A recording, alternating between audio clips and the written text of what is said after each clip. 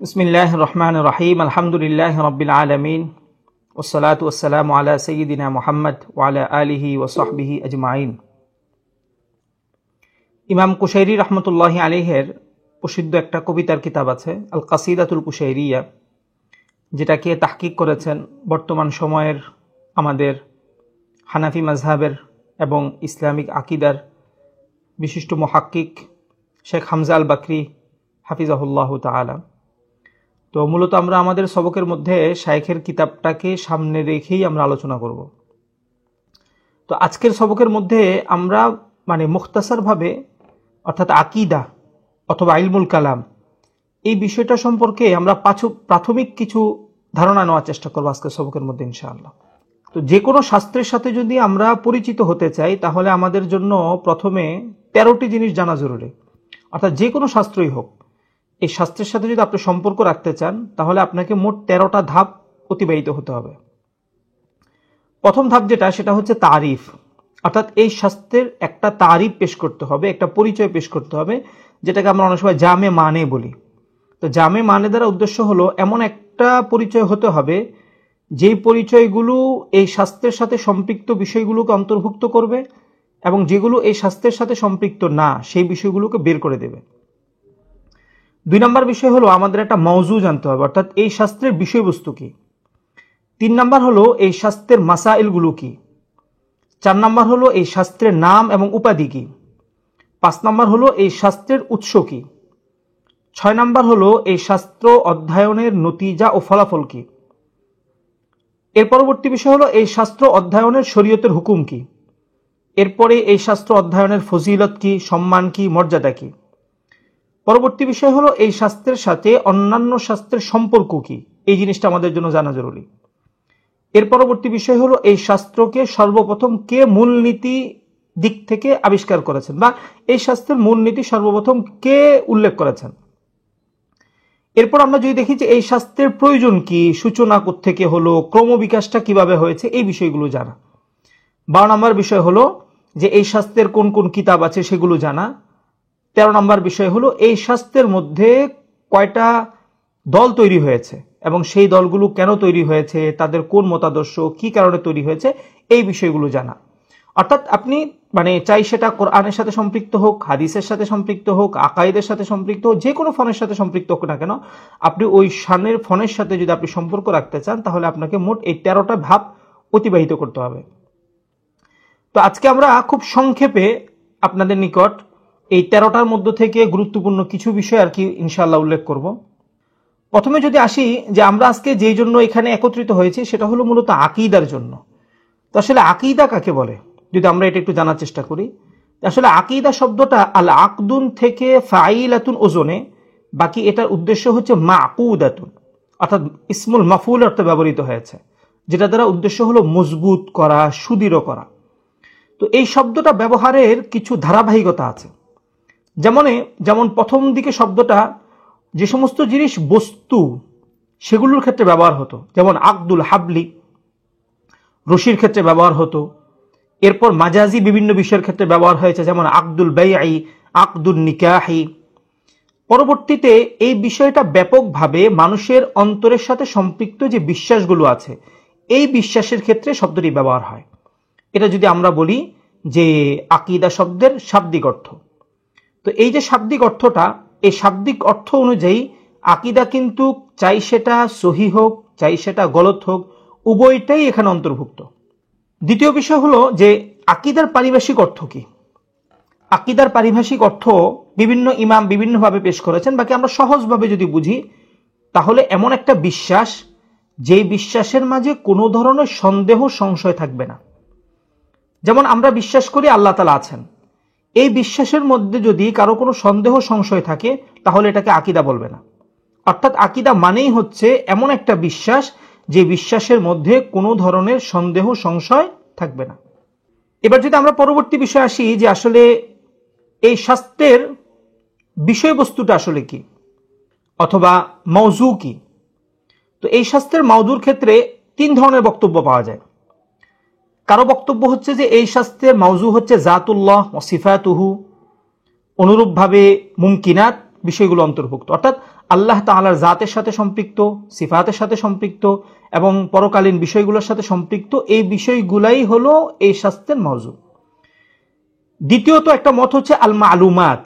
আল মালুমাত দ্বারা উদ্দেশ্য হলো আকীদার সাথে সম্পৃক্ত বিষয়, চাই এই বিষয়টা খুব নিকটবর্তী হোক অথবা দূরবর্তী হোক, এই সম্পর্কটাকেই এটাই হলো মূলত আপনার আকীদা শাস্ত্রের মওযু, দ্বিতীয় নম্বর বিষয়।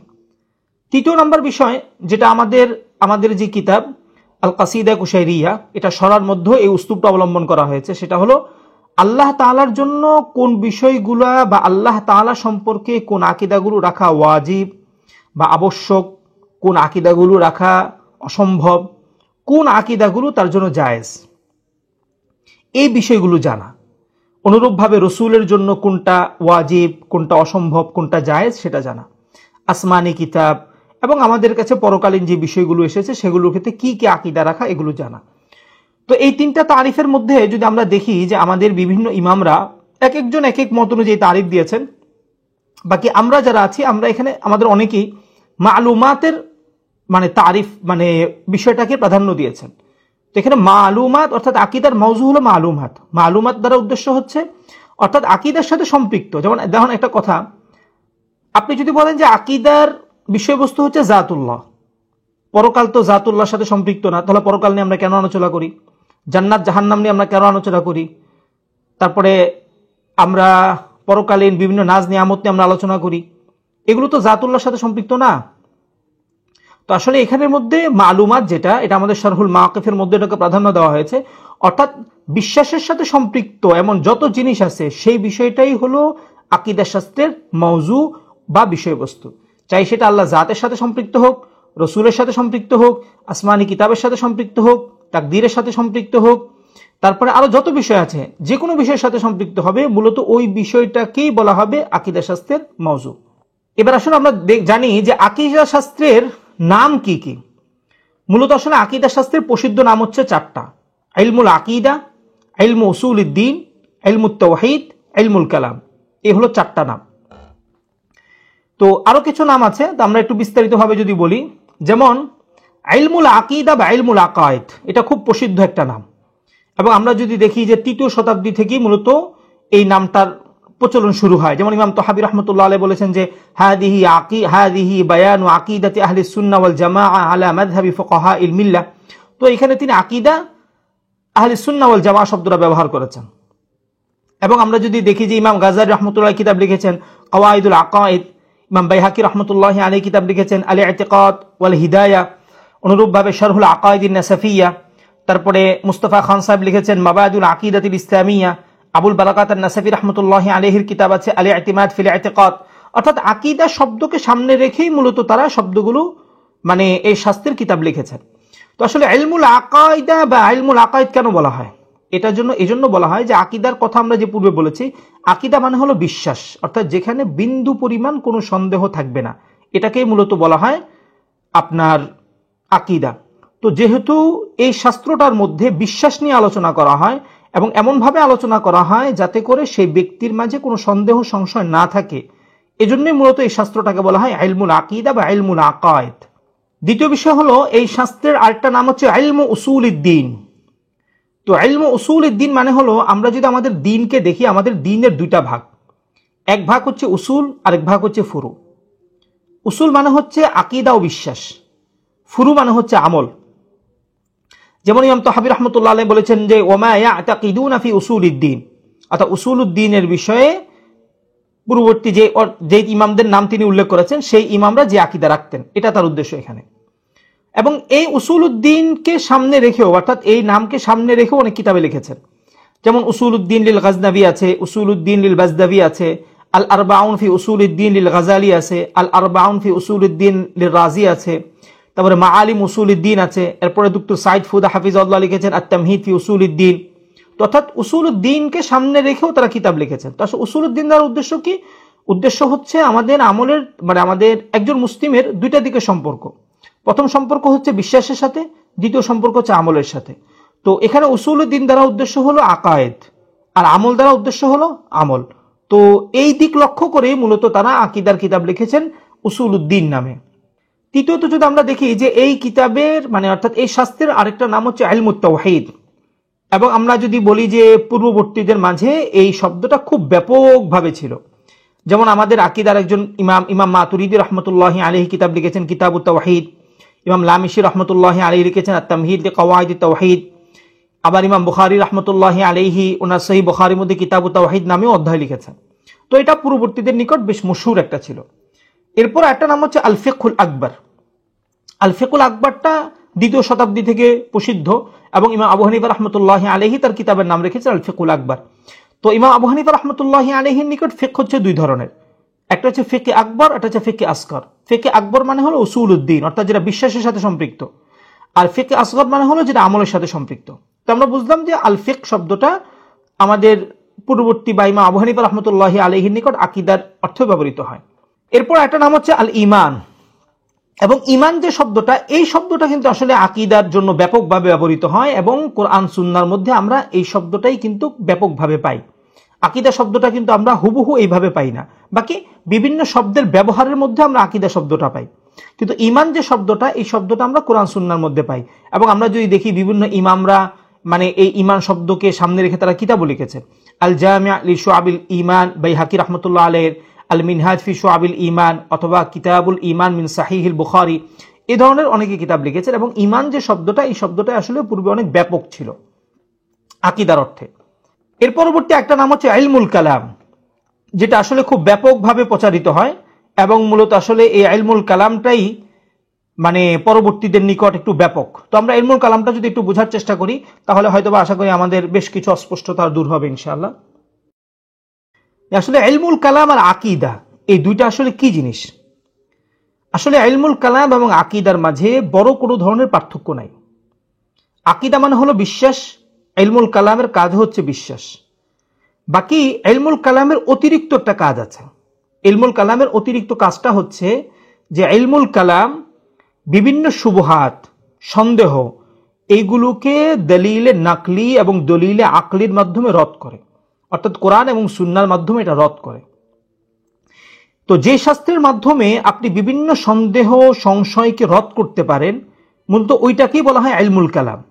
যেমন আমরা সকলে দেখি যে আমাদের ডক্টর জাকির নায়েক, উনি যখন বিভিন্ন ব্যক্তিদের সাথে তিনি মুনাজারা করেছেন, তখন কিন্তু তিনি বিভিন্ন যুক্তি দ্বারা তিনি দলিল দিয়েছেন। তো এই যুক্তি দ্বারা দলিল দেওয়া, এটাই আসলে মূলত ইলমুল কালামের কাজ। তো আসলে এটার কাজটা, মূল উদ্দেশ্যটা কি আসলে? তো এটার মূল উদ্দেশ্যটা হচ্ছে ব্যক্তির মাঝে যে সন্দেহ সংশয়টা তৈরি হয়েছে, এই সন্দেহ সংশয়টাকে দূর করা। এটা দূর করতে পারে সে একবারে অকাট্য দলিল দ্বারা কোরআন থেকে, আবার দলিল এটা হতে পারে যেতে আকল দ্বারা দলিল দিয়েছে, সেটাও এখানে হতে পারে। সামনে আমরা আলোচনা করবো ইনশাআল্লাহ যে আকলের স্থানটা আসলে কোথায়। তো আসলে আকীদাকে ইলমুল কালামটা কেন বলা হয়, এর পিছনে চারটা কারণ উল্লেখ করা হয়। প্রথম কারণ হচ্ছে যে আকীদার আলোচনা যেহেতু এইভাবে হয়, আল কালামু ফি হাদা কাযা, এভাবে বলা হয় যে এই বিষয়ে কথা হলো এইটা। তো যেহেতু কথা শব্দটা ব্যবহার হয়, ওই দিক থেকেই আকীদাকে বলা হয় ইলমুল কালাম। দুই নম্বর বিষয় হলো আকীদার মধ্যে সবচেয়ে বেশি ইখতিলাফপূর্ণ মাসালা হলো কালামুল্লাহ। এটাকে কেন্দ্র করে অনেক ফেরকা তৈরি হয়েছে, অনেকে শাস্তি ভোগ করেছেন, অনেকে হত্যাও করা হয়েছে। তো মূলত এই বিষয়টার দিকে লক্ষ্য করেই আকীদা শাস্ত্রকে বলা হয় ইলমুল কালাম।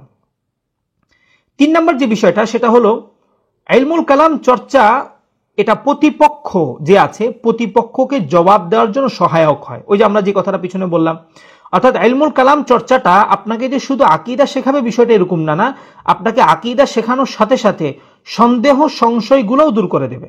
এটা আমাদের বর্তমানে নাস্তিকের সংখ্যা অনেক বেড়ে যায়। এর কারণ কি?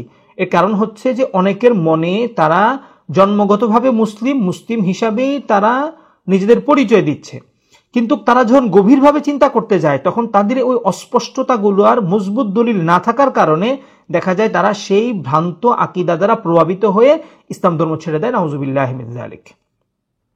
তো ইলমুল কালামের কাজ হচ্ছে মূলত ওইটা, অর্থাৎ আকীদাকে মজবুত করবে, তার সাথে সন্দেহ সংশয় যেটা আছে সেটাকেও দূর করে দেবে।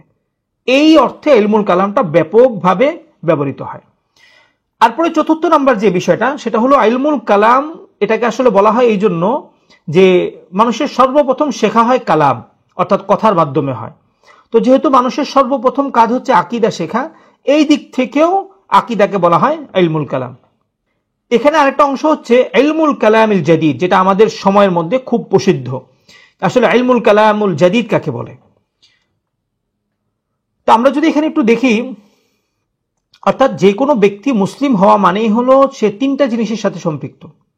একটা জিনিস হচ্ছে ঈমান, একটা হচ্ছে আমল, আর একটা হচ্ছে আমরা হাদিসের পরিভাষায় যদি বলি ইহসান। মাল ঈমান ওমাল ইসলাম ওমাল ইহসান। ইহসান দ্বারা এখন তাসাউফ উদ্দেশ্য, অর্থাৎ অভ্যন্তরীণ পরিশুদ্ধতা।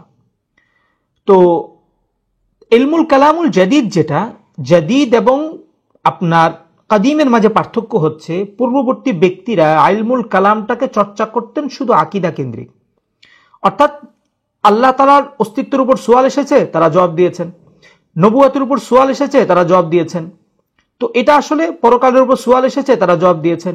তো এটা আসলে মূলত ইলমুল কালাম কাদিম, যেটা পুরনো, যেটা তাদের বিষয়বস্তু ছিল কি শুধু বিশ্বাসের সাথে সম্পৃক্ত, আমলের সাথে সম্পৃক্তটাকে তারা অন্তর্ভুক্ত করতেন না। ইলমুল কালামুল জাদিদ কাকে বলে তাহলে?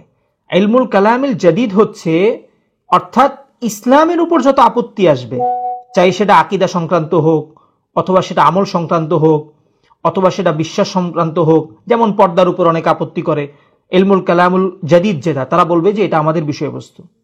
অর্থাৎ ইসলামের যে কোনো জায়গাতে আপত্তি করা হবে, সেই আপত্তির জবাব দেওয়াটাই মূলত হলো ইলমুল কালামিল জাদিদের দায়িত্ব। তো এই জন্য আসলে ইলমুল কালামুল কাদিম এবং জাদিদ, কাদিম মানে হলো যারা শুধু বিশ্বাসের সাথে সম্পৃক্ত বিষয়গুলোকে অন্তর্ভুক্ত রেখেছেন, আমলিগত বিষয়গুলো অন্যান্য বিষয়গুলো তারা অন্তর্ভুক্ত করেননি।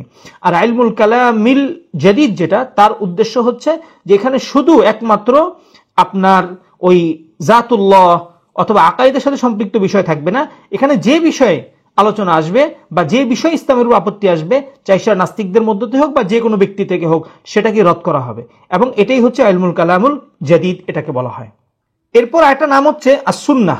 এটা আমাদের খুব ভালো করে একটু বুঝতে হবে যে সুন্নাহ শব্দটা আকীদার কিতাবের মধ্যে ব্যবহার হয়েছে।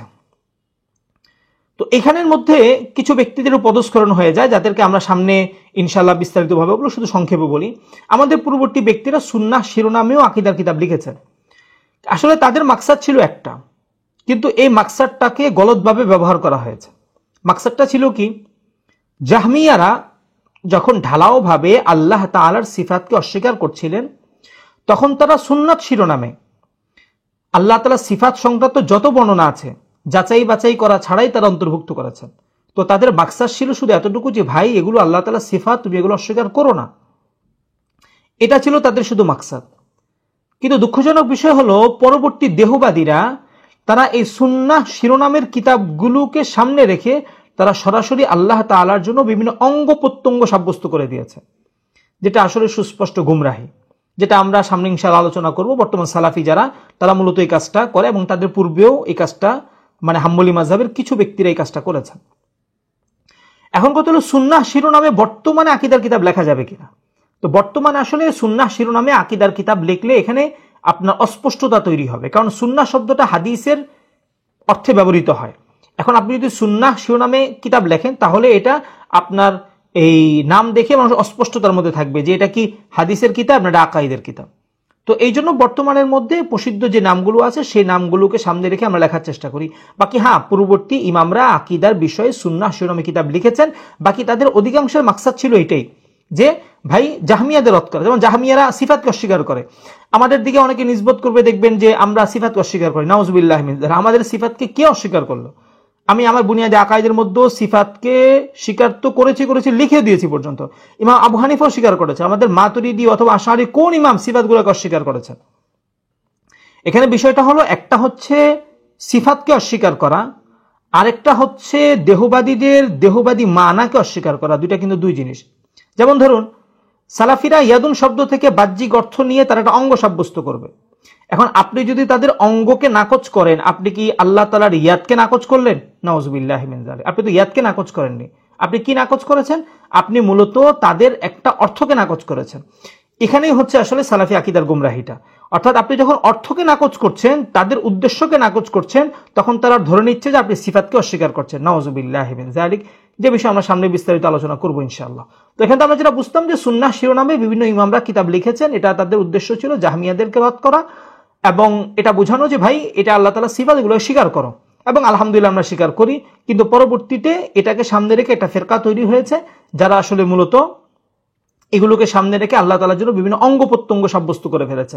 এবং বর্তমানে আমরা আসলে আপনার এই সুন্নাহ শিরোনামী কিতাব মানে আকীদার কিতাব না লেখাটাই আমাদের জন্য ভালো হবে, কারণ এর মানুষের মধ্যে অস্পষ্টতা তৈরি হবে।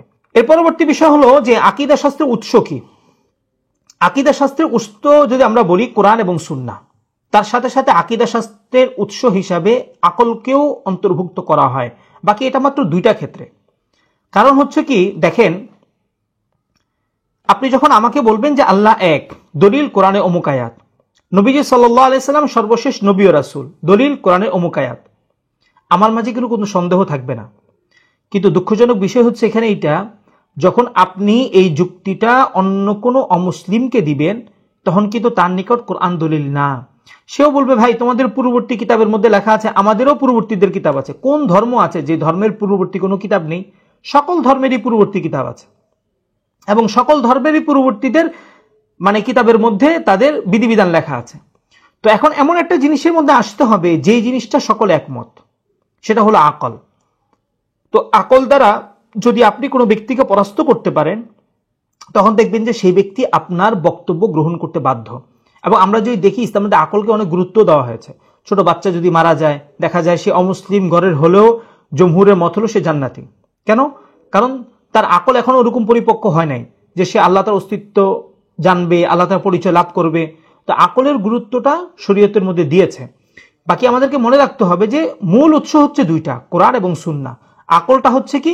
আকলটা হচ্ছে আমাদের জন্য সহায়ক, বাকি আকলটাই আমরা মূল দলিল। বিষয়টা আমরা এরকম না, আমরা সামনে আলোচনা করব যে এখানে আমাদের সালাফি ভাইজারেরা গোলায় ফেলে, অর্থাৎ মুতাজিলার যে মতাদর্শটা, ওই মতাদর্শটাকে মূলত আমাদের মতাদর্শ তারা বলে ফেলে। আসলে বিষয়টা কিন্তু এমন না যে মুতাজিলা যারা, এরা আসলে ওই আকলকেই মনে করে মূল দলিল। আমরা কিন্তু আকলকে মূল দলিল মনে করি না, আমরা কোরআন এবং সুন্নাহকে মূল দলিল মনে করি। আকল কোরআন সুন্নাহর বিপরীত কিছু নিয়ে আসেনি, আকলের মাধ্যমে আমরা ওটাকে আরো তায়িদ করি, মজবুত করি।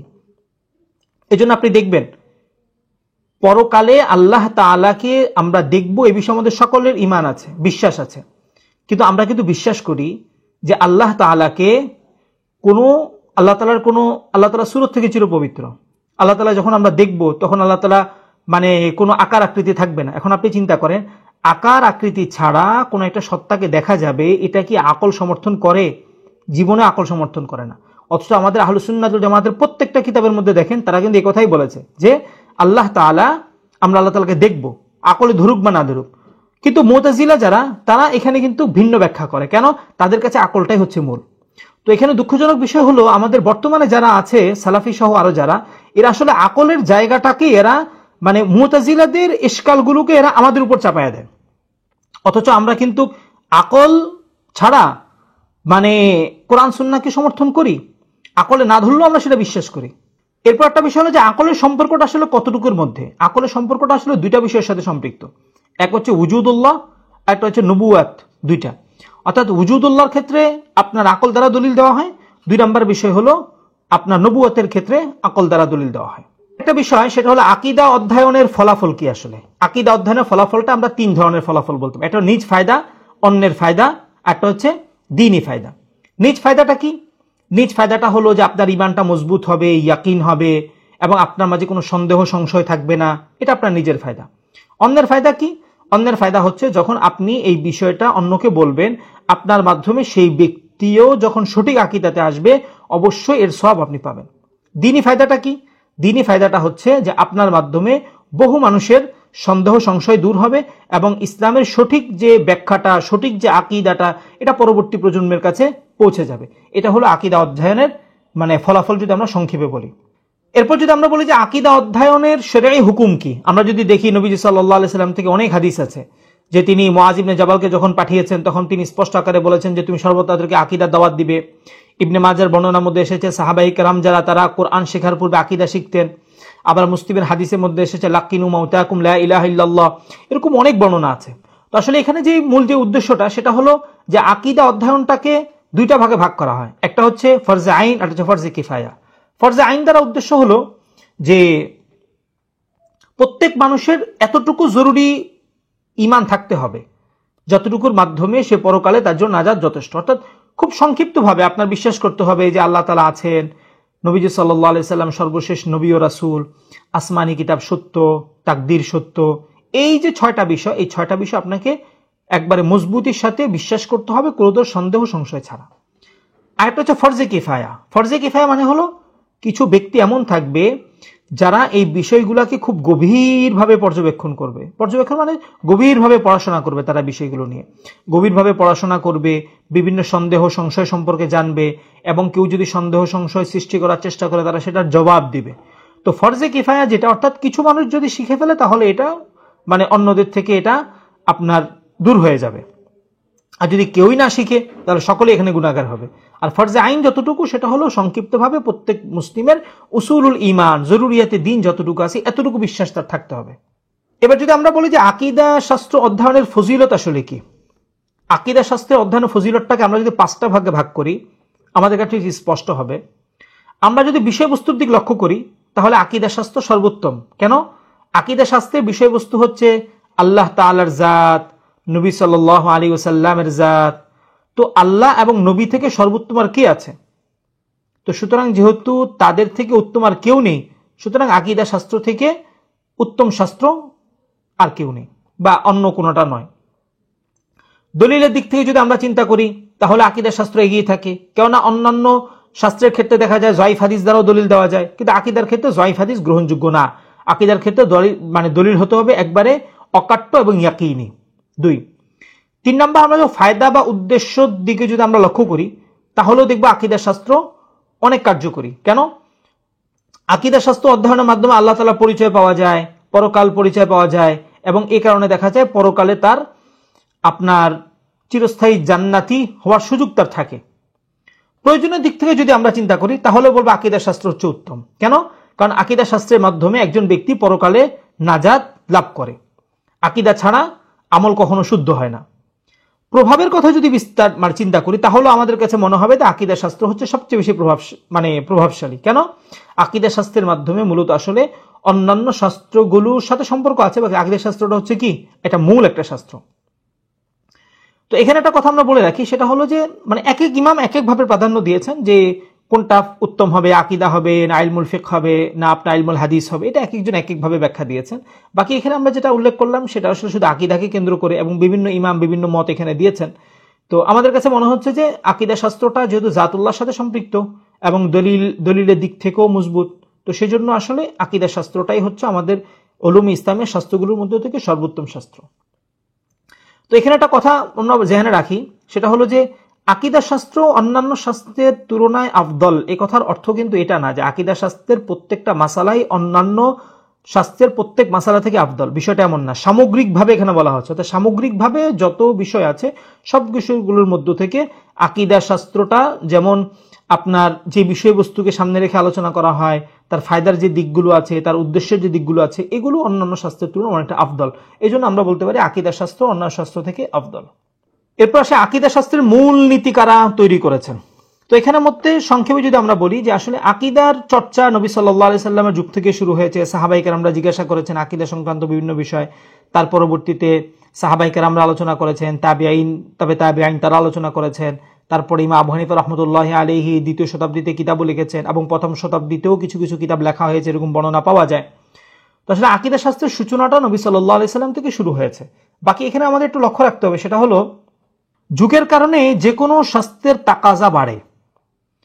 তো আকীদা শাস্ত্রের যে মূল নীতি, অর্থাৎ বিভিন্ন ফেরকা যখন তৈরি হয়েছে, তো সে ফেরকার জবাবও আকীদা শাস্ত্রের মধ্য থেকে দিতে হয়, এটা জরুরি এবং এটা দিতে বাধ্য তৎকালীন উলামায়ে কেরাম। তো মূলত আমরা যদি দেখি, আমরা এখন আকীদা যে শাস্ত্রটা পড়ি, এই শাস্ত্রটাকে যেভাবে সুবিন্যস্ত করা হয়েছে বা যারা করেছেন, এদের প্রধান হচ্ছেন 2 জন ব্যক্তি।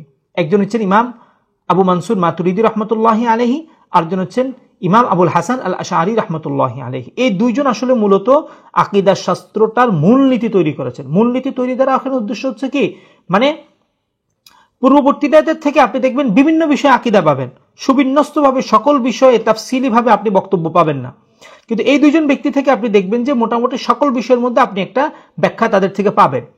তো এটাই আসলে এখানে মূল উদ্দেশ্য। ইমাম আবু হানিফা রাহমাতুল্লাহি আলাইহি আকীদার কাজ করেছেন, এবং ইমাম মাতুরিদি রাহমাতুল্লাহি আলাইহি সম্পূর্ণরূপে আবু হানিফা রাহমাতুল্লাহি আলাইহি অনুসরণ করেছেন। তো এখন মূল কি, ইমাম আবু হানিফা না ইমাম মাতুরিদি রহমতুল্লাহ আলাইহি? তো এখানে মূল যদি আপনি লক্ষ্য করেন তাহলে ইমাম আবু হানিফা, আর ইমাম মাতুরিদি হচ্ছেন শারিহ, অর্থাৎ ইমাম আবু হানিফার মুখতাসার ইবারতগুলোকে তিনি তাফসীরি ভাবে পেশ করেছেন। এবং আব্দুল কাহের বাগদাদি রহমতুল্লাহ আলাইহি উনি ওনার কিতাবের মধ্যে আল ফারকু বাইনাল ফিরাকের মধ্যে তর্জমাটা এরকমই আর কি, আমি বলে দিচ্ছি যে সর্বপ্রথম আকিদার কাজ করেছেন মুতাকাল্লিমদের, সাহাবাদের মধ্যে মুতাকাল্লিম ছিলেন আলী ইবনে আবি তালেব। তারপরে এই শাস্ত্রে কাজ করেছেন ওমর বিন আব্দুল্লাহ ইবনে ওমর। তারপরে আবার কাজ করেছেন ওমর ইবনে আব্দুল আজিজ, তারপরে হাসান বসরি, তারপরে শাআবি, ওনারা কাজ করেছেন। তার পরবর্তীতে জাফর বিন মোহাম্মদ সাদিক তিনি কাজ করেছেন। এর পরবর্তীতে চার মাযহাবের মধ্য থেকে ইমাম আবু হানিফা এবং শাফি রহমতুল্লাহি আলাইহি তারা এই বিষয়টাতে কাজ করেছেন। তো এখানে একটা বিষয়, সেটা হলো আকিদাতে আহলুস সুন্নাত ওয়াল জামাত কারা। এক্ষেত্রের মধ্যে আসলে আকিদা আহলুস সুন্নাত ওয়াল জামাতের মাযহাব হচ্ছে দুইটা। বিভিন্ন ইমামদের কথা যে আমরা দেখি, যেমন হাইতামি রাহমাতুল্লাহ আলাইহি স্পষ্ট আকারে বলেছেন যে আল মুরাদু বিস সুন্নাতি মা আলাইহি ইমাম আহলিস সুন্নাহ ওয়াল জামাআহ আশ-শাইখ আবুল হাসান আশ-শারি আবু মানসুর মাতুরিদি, অর্থাৎ এই দুইজন মানে সুন্নাত আহলুস সুন্নাত ওয়াল জামাতের উদ্দেশ্য হলো এই দুইজন। মুরতাদা জাবি রাহমাতুল্লাহ আলাইহি স্পষ্ট আকারে বলেছেন যে ইদা উতলিকা আহলুস সুন্নাত ওয়াল জামাআহ ফাল মুরাদু বিহিম আল আশআইরা ওয়াল মাতুরিদিয়্যা, অর্থাৎ যদি আহলুস সুন্নাত ওয়াল জামাত ব্যবহার করা হয় এটা দ্বারা উদ্দেশ্য হচ্ছে আশআরি এবং মাতুরিদি। আর ফিকহের ক্ষেত্রে যদি আমরা দেখি যে ফিকহের ক্ষেত্রে মানে চারটা মাযহাবই সহিহ, এবং এই চারটা মাযহাব এর যে কোনো একটা মাযহাবের যদি কোনো ব্যক্তি থাকে তাহলে আমরা বলতে পারি যে সে আহলুস সুন্নাত ওয়াল জামাতের মধ্যে আছে। কিন্তু আকীদাগতভাবে আমাদের মাযহাব হচ্ছে দুইটা, হয় আশআরি হবে না হয় মাতুরিদি হবে। এর বাহিরে আহলুস সুন্নাত ওয়াল জামাতের কোনো মাযহাব নেই। ফিরকার কথা যদি আমরা চিন্তা করি, সর্বশেষ যে বলেছিলাম ফিরকা সম্পর্কে জানা, তো সহি ফিরকা বা সহি আহলুস সুন্নাত ওয়াল জামাতের দল হচ্ছে দুইটা, এক আশআরি আর হচ্ছে মাতুরিদি। ভ্রান্ত দল যদি আমরা বলি, যেমন খারিজি আছে, শিয়া আছে, রাফিজি আছে, তারপরে আপনার হাসাভি আছে, জাহমিয়া আছে, কাররামিয়া আছে, মুতাজিলা আছে, মুজাসসিমা আছে, মুশাব্বিহা আছে, বর্তমানে কাদিয়ানি আছে, হিজবুত তাওহীদ আছে, বর্তমান সালাফিরা আছে, এমন অনেক ফিরকা পাওয়া যাবে। বাকি আহলুস সুন্নাত ওয়াল জামাত যারা, তাদের মানে তাদের দল হচ্ছে আকীদার দুইটা, এক আশআরি আর না হয় মাতুরিদি।